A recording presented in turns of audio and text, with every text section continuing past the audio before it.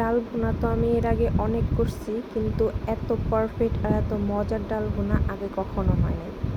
আসসালামু আলাইকুম, কেমন আছো সবাই? তো আজকে আমি মুগ ডাল ভুনা করে নিয়েছি। তো এই মুগ ডাল ভুনাটা রুটির সাথে বা পরোটার সাথে অনেক মজা লাগে। একদম পারফেক্ট হয়েছিল। ডালটাও যেমন আস্ত রয়েছে, কিন্তু চাপ দিলে একদম গলে যেতেছিল। তো প্রথমে আমি মুগ ডালটা হালকা করে ভেজে নিলাম একটু, কারণ মুগ ডালের ফ্লেভার অনেক বেশি ভালো আসে ভেজে নিলে।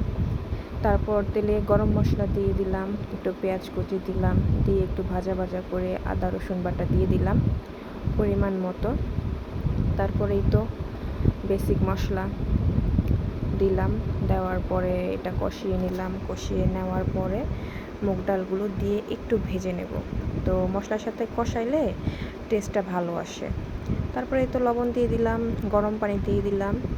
দেওয়ার পরে তো ফুটলো, ফুটে ওঠার পরে জাস্ট বাগার দিয়ে দিলাম, কয়েকটা কাঁচামরিচ দিয়ে দিছিলাম ফ্লেভারের জন্য।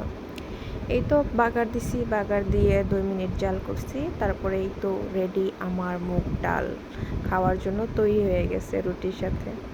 তো তোমরা বাসায় ট্রাই করো এবং ট্রাই করে জানাইও কেমন হয়েছে। আল্লাহ হাফেজ।